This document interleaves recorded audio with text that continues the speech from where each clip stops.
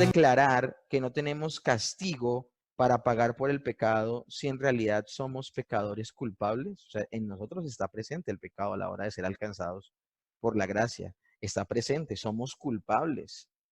Pero ¿cómo así que el Señor nos va a ver como justos y encima de eso no nos va a castigar? Segunda pregunta, ¿cómo puede Dios declarar que no somos culpables sino justos cuando en realidad somos injustos? Esas son las preguntas que surgen a la hora de ver el principio de la justificación en las Escrituras. Bueno, si la justificación fuese solo el que el Señor retira el pecado de nosotros a través de la muerte expiatoria del Señor Jesucristo, si la justificación fuese solo eso, surgiría un problema. Si Dios solo perdonara nuestros pecados a través del sacrificio de Cristo en la cruz del Calvario, y por eso la semana pasada yo les decía que no me gustaba tanto el ver la justificación del Señor, de la justificación nuestra en el sacrificio solamente del Señor Jesucristo. No sé si ustedes se acuerdan de la clase como la introduje la semana pasada. No me llama la atención solamente enfocar la justificación en la persona del Señor Jesucristo en su muerte. ¿Por qué razón? Porque si solamente fuese eso, si solo Dios perdonara nuestros pecados a través de la muerte de Cristo, Él pagó por nuestros pecados y ya, no resolvería nuestro problema del todo. ¿Por qué? Porque eso solo haría al hombre moralmente neutro. ¿Por qué? Quiero que vean esta circunferencia. En esta circunferencia vamos a ver, estas rayitas que ven dentro de la circunferencia son signos menos. Son signos menos. Nosotros tenemos una deuda con el Señor. Nosotros por nuestro pecado, por nuestra maldad, al haber pecado gravemente contra Dios, tenemos un saldo en contra nuestra.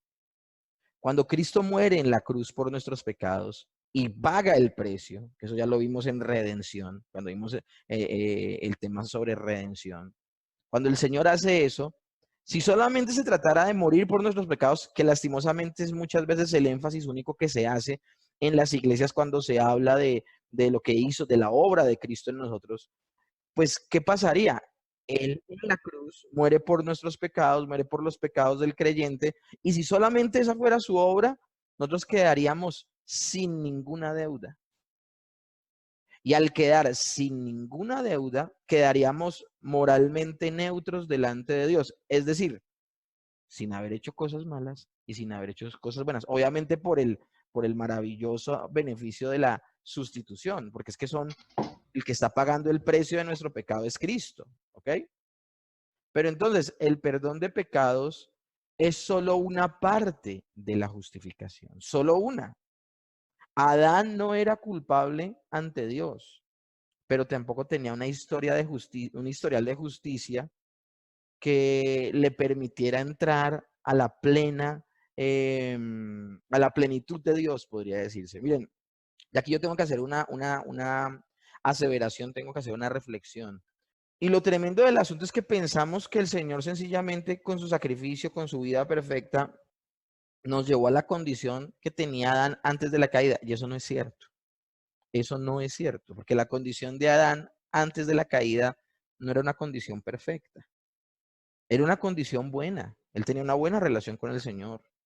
Él estaba en un lugar maravilloso y tenía una comunión maravillosa con el Señor.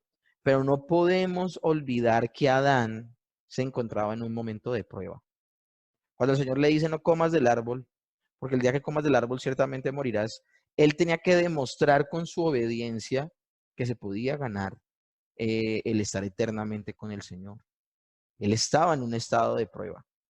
Si la justificación lo único que hace es pagar por el pecado que hemos cometido, listo, se paga la deuda que tenemos con Dios, pero ¿en qué estado quedaríamos? En un estado donde la cuenta de nuestra vida no tendría un saldo en contra, pero tampoco tendría un saldo a favor, sino sencillamente tendría un saldo en ceros. Se pagó la deuda y ya. Y por eso es que se hace mal cuando solo se reflexiona en la obra de Cristo, solo se reflexiona en lo que pasó en la cruz. Lo que pasó en la cruz era importantísimo que sucediera, hablando en términos de redención.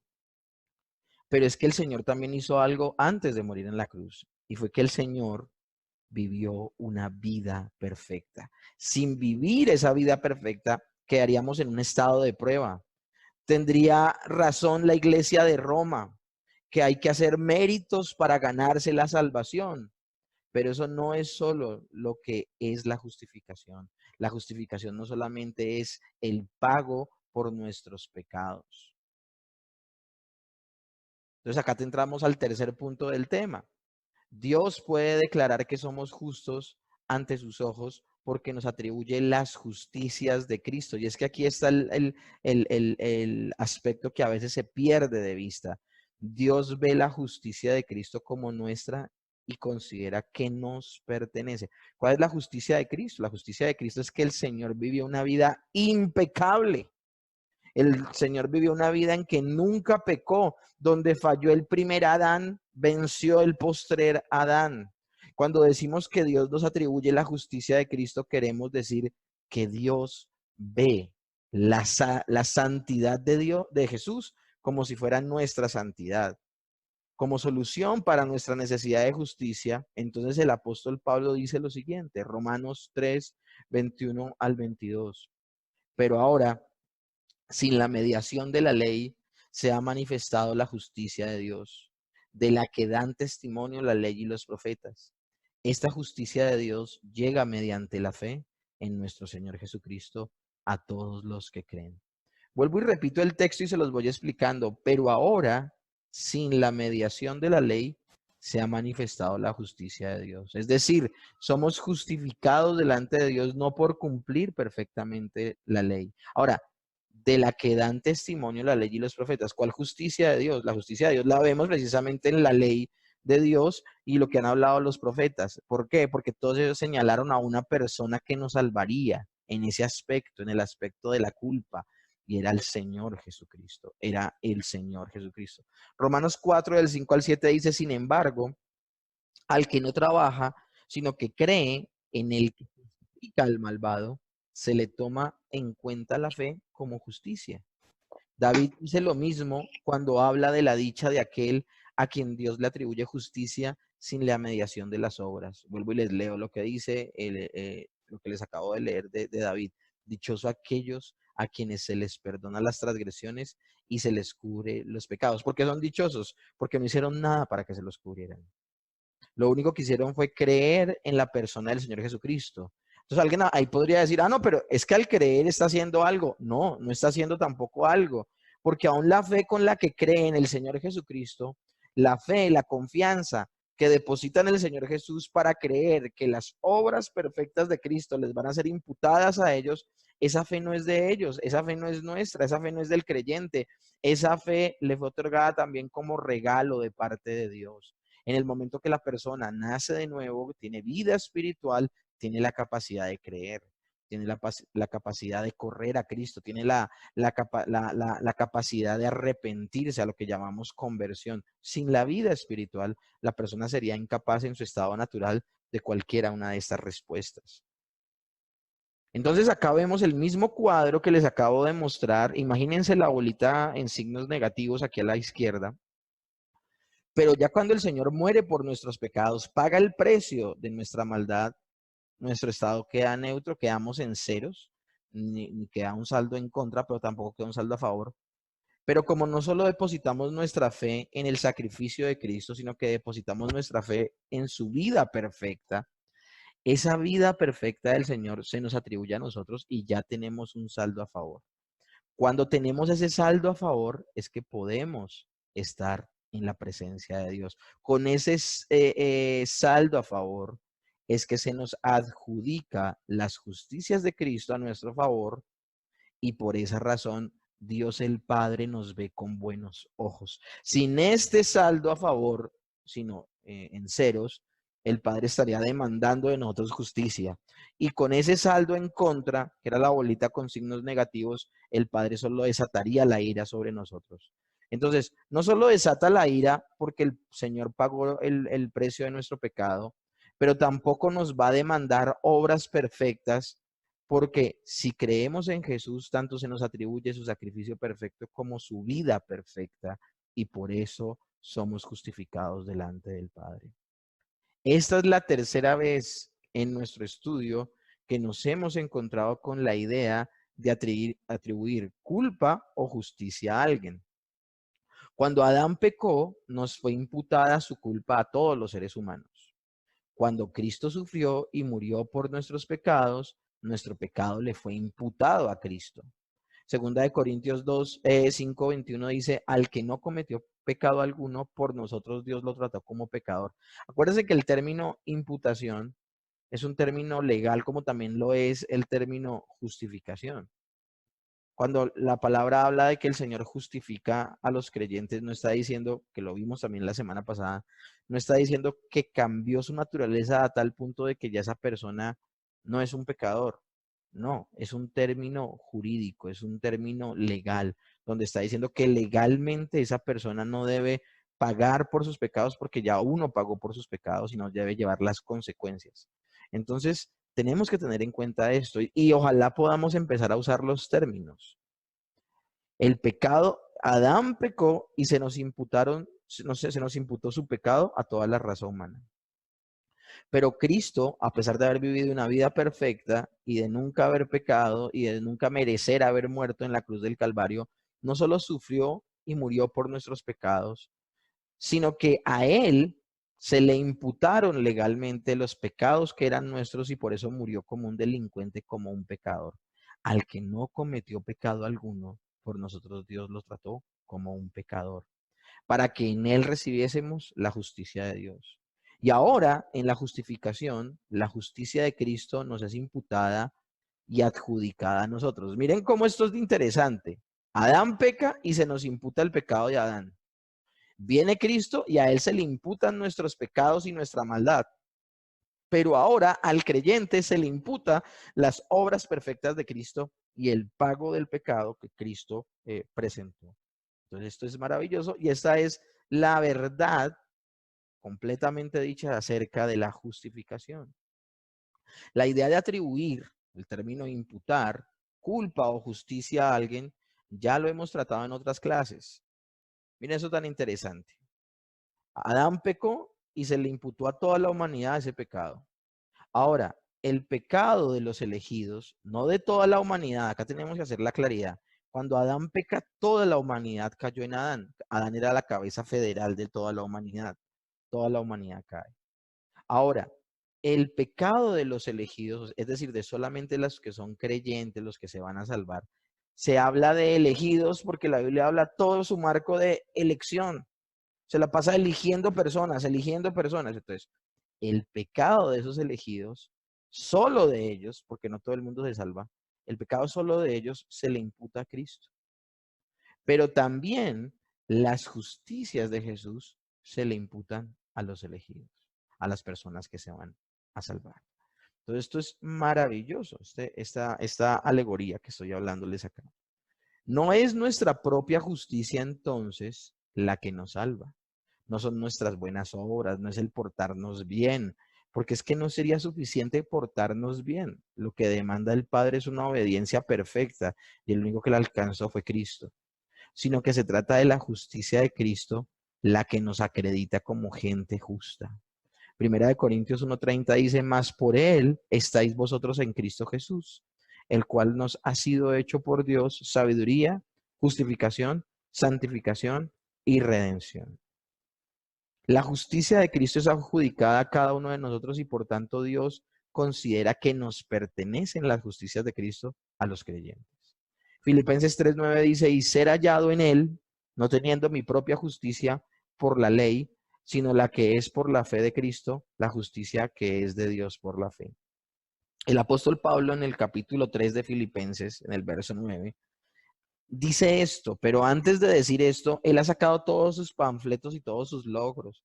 Ha dicho que él nació en un hogar judío, que ha sido por tradición fariseo, que se crió a los pies de Gamaliel, que fue circuncidado al octavo día, que en cuanto a la ley el hombre ha sido irreprensible. O sea, eh, eh, Saulo de Tarso se tomó tan en serio el cumplir la ley que él no era de esos fariseos que usaba su liderazgo religioso para él mismo volverse rico y el sacar tajada de las personas que venían a rendirle culto a Dios. Eso es lo que estaba haciendo Anás, lo que estaba haciendo mucha gente en esa época. No, Él era una persona que era radical, era una persona que obviamente era muy sincera con su culto a Dios. Ahora, sencillamente estaba sencillamente equivocado porque no le había alumbrado Cristo. Él pensaba que por sus obras se podía salvar. Y él está contando eso en el testimonio que está escribiendo en Filipenses. Está diciendo, miren todo lo que yo era.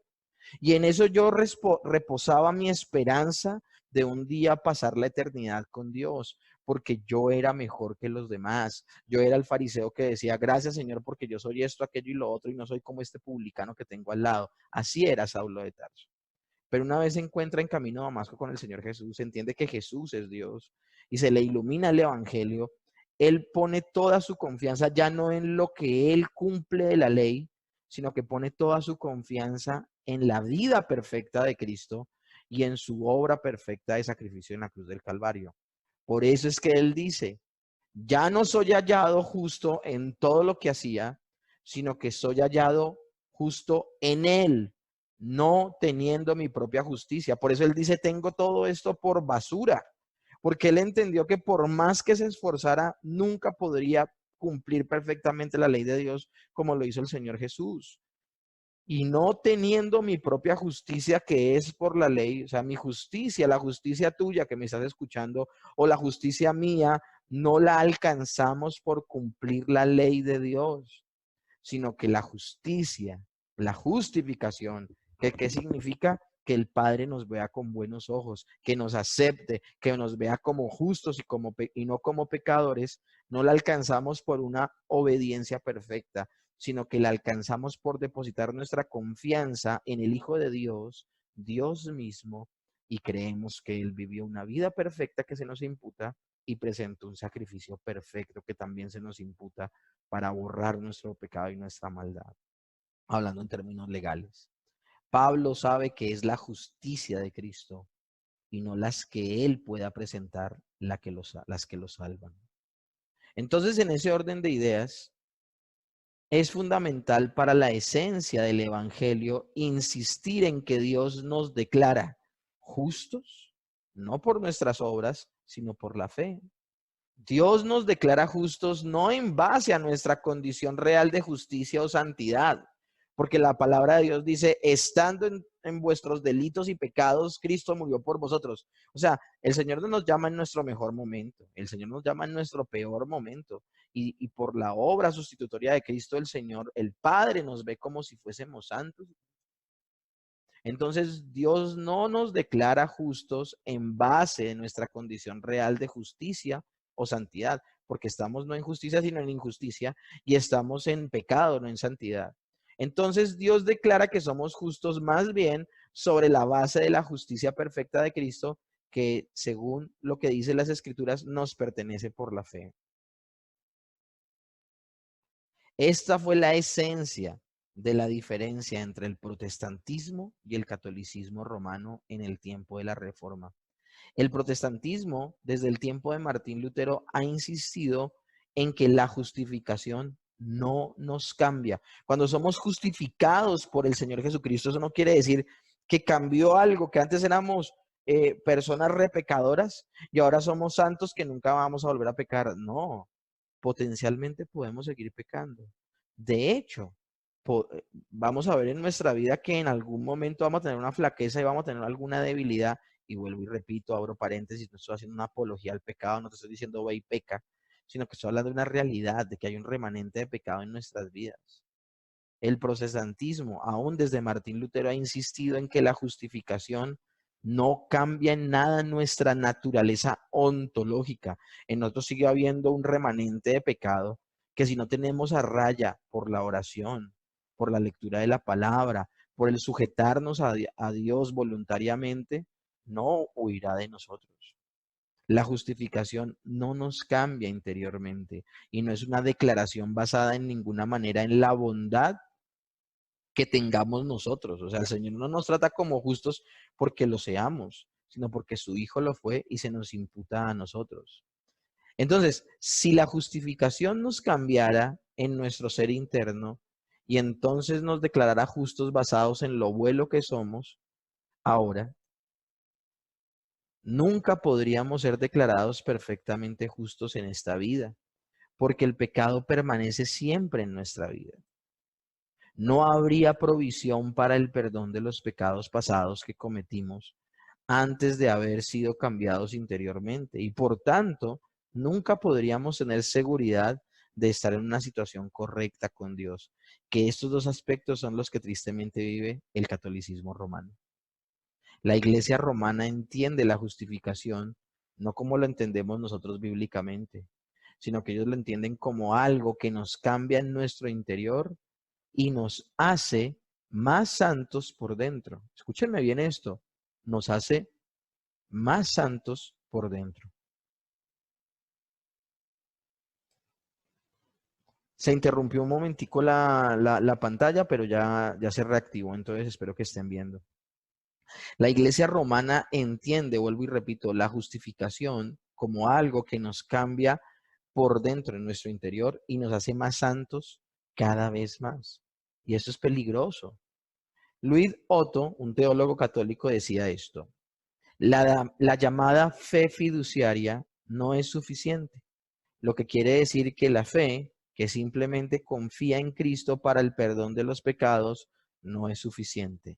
Debe ser una fe que acepta el contenido de la enseñanza de la Iglesia Católica. Esta aseveración es completamente perversa, una aseveración completamente terrible y herética, porque está diciendo que la fe en Cristo no es suficiente. Cuando una de las fuertes énfasis de la fe reformada fueron las 5 solas, y entre ellas solamente Cristo y solamente la fe era suficiente para la salvación. El concepto católico de la justificación no está basado en la justicia adjudicada, sino en la justicia infundada. Esto es, la justicia que Dios en realidad pone en nosotros y que nos cambia en nuestro interior y en términos de nuestro carácter moral real. La justificación no está basada en una justicia adjudicada, o sea, por el sustituto que fue Cristo, sino que es una justicia infundada. Es decir, el Señor cambia la naturaleza de la persona, le da la capacidad de ahí en adelante de cumplir perfectamente la ley y de ahí en adelante debe cumplir la ley para realmente ser salvo. Esto es terrible, terrible.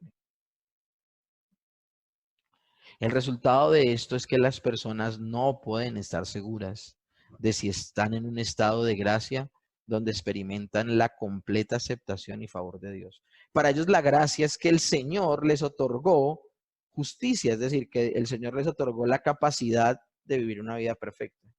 Pero tienen que vivir esa vida perfecta para hallar la gracia de Dios. Eso se llama salvación por obras. ¿Por qué no pueden estar seguros ellos de la gracia de Dios? Porque sus vidas, su interior, ellos saben que todavía permanecen y permanecerán en pecado.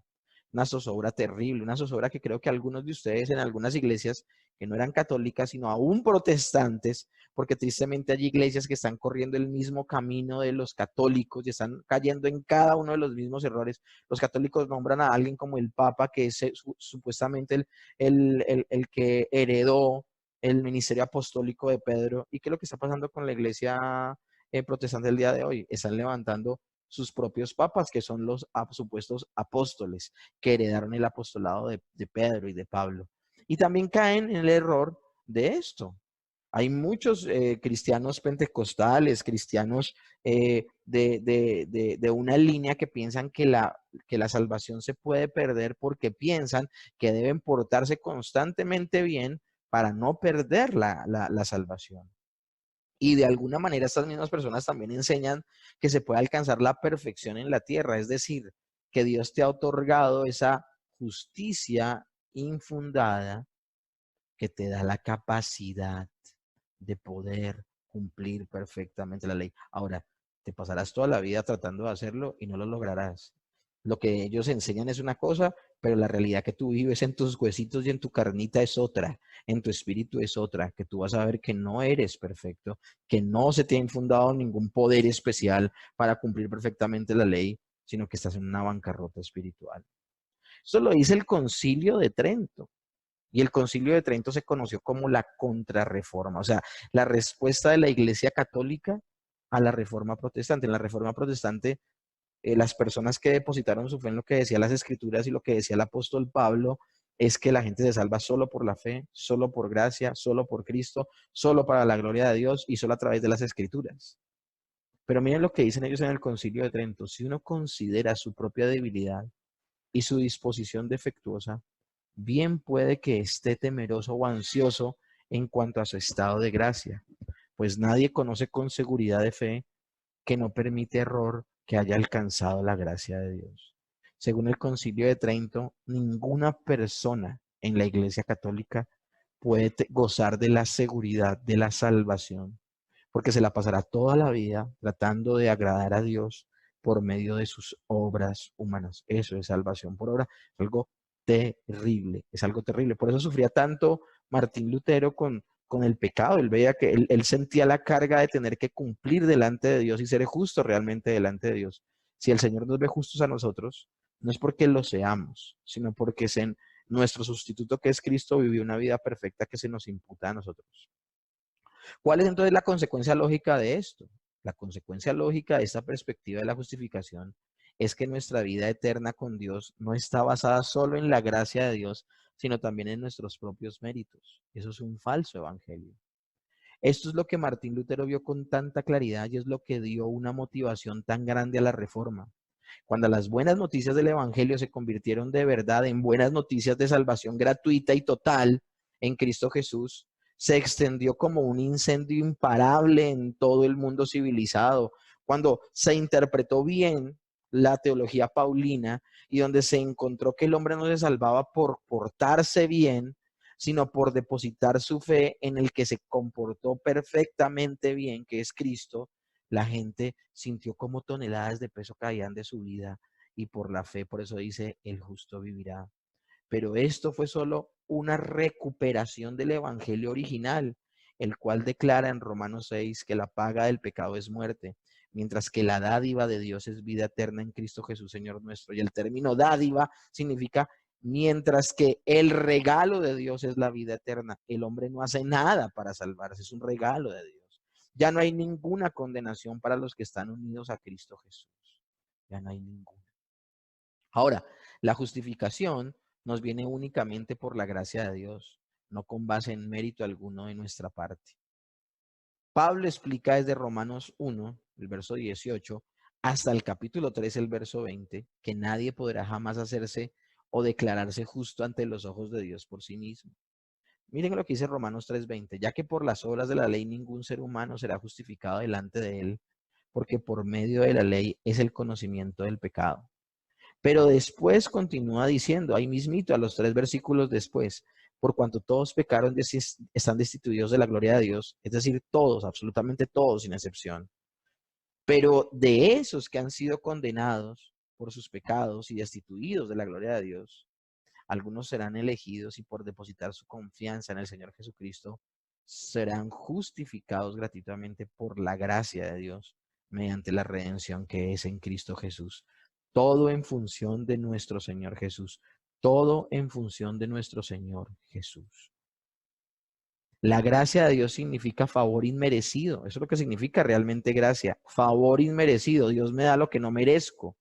Como definitivamente no podemos ganar el favor de Dios, la única manera en que podemos ser declarados justos es que Dios gratuitamente nos provea de la salvación por gracia, totalmente aparte de nuestro buen comportamiento. Ahí es donde brilla Efesios 2 del 8 al 9. Por gracia sois salvos por medio de la fe. Y esto no de vosotros, pues es don de Dios, no por obras para que nadie se gloríe. La gracia entonces aparece claramente contrastada con las obras o los méritos como la razón por la que Dios está dispuesto a justificarnos. Es la gracia, no las obras. Tito 3:5 dice, nos salvó no por obras de justicia que nosotros hubiésemos hecho, sino por su misericordia. Tito 3, pero al verso 7 dice, para que justificados por su gracia viniésemos a ser herederos conforme a la esperanza de la vida eterna, donde se habla de una salvación por portarnos bien. En ningún lado. Dios no tenía ninguna obligación de imputar nuestros pecados a Cristo, ni de adjudicarnos a nosotros las justicias de Cristo. Fue solo por su gracia que no merecíamos nosotros, que lo hizo. Él no estaba obligado a crear en su plan de salvación algo como la imputación. Él, vuelvo y se lo repito, se los he dicho miles de veces, él no movió un dedo cuando los ángeles pecaron y él sigue siendo Dios. Él no estaba obligado a salvarnos, pero una vez que él toma la decisión de salvarnos, el inocente tiene que morir por el culpable y la persona que nunca cometió pecado por nosotros es tratado como un pecador. Y esto fue la obra de nuestro Señor Jesucristo. Esto fue la obra de nuestro Señor Jesucristo. Ahora, Dios nos justifica por medio de nuestra fe en Cristo Jesús. Gálatas 2:16 dice, sabiendo que el hombre no es justificado por las obras de la ley, sino por la fe en Jesucristo, nosotros también hemos creído en Jesucristo para ser justificados por la fe de Cristo y no por las obras de la ley, por cuanto las obras de la ley nadie será justificado. Las escrituras nunca dicen que somos justificados por la bondad inherente de nuestra fe. Ese término inherente significa que somos justificados porque nosotros teníamos una fe que era de nosotros. No, como si nuestra fe tuviese mérito delante de Dios. No, para nada. La fe con la que creemos en el Hijo de Dios nos fue otorgada, nos fue regalada juntamente con la salvación. Entonces, reflexionemos en algo. ¿Por qué escoge Dios la fe para que sea la actitud del corazón mediante la cual obtenemos la justicia? Ya me parece esto una bonita oportunidad para explicarles nuevamente qué es la fe bíblica. ¿Por qué Dios escoge la fe para que sea la actitud del corazón mediante la cual obtenemos la justificación? Bueno, bíblicamente hablando, la fe es la actitud del corazón que es opuestamente a depender de nosotros mismos. La fe, de hecho, es un hombre con las manos levantadas, reconociendo su incapacidad de salvarse a sí mismo y por esa razón confía total y absolutamente en Dios para que lo salve. Cuando vamos a Cristo en fe, estamos diciendo esencialmente, me rindo. Ya no voy a depender de mí mismo ni de mis buenas obras. Sé que voy a poder arreglar las cosas con Dios por mí mismo. Sé que no voy a poder arreglar las cosas con Dios por mí mismo. Por tanto, Señor Jesús, confío en ti y dependo por completo de ti para que me des una posición de justo delante de Dios. O sea, es una completa y absoluta confianza, no en nuestras buenas obras, sino en lo bueno que es Dios. El Catecismo de Heidelberg dice lo siguiente: ¿cómo te vuelves justo ante Dios? Por la sola verdadera fe en Jesucristo, de tal suerte que, aunque mi conciencia me acuse de haber pecado gravemente contra los mandamientos de Dios, no habiendo guardado jamás ninguno de ellos de manera perfecta y estando siempre inclinado a todo mal, sin merecimiento alguno, solo por su gracia, Dios me imputa y da la perfecta satisfacción, justicia y santidad de Cristo, como si no hubiese yo tenido ni cometido algún pecado. Antes bien, como si yo mismo hubiera cumplido aquella obediencia que Cristo cumplió por mí, con tal que yo abrace estas gracias y beneficios de verdadera fe. Una persona que cree verdaderamente, que tiene una fe salvífica, no le cuesta creer este concepto.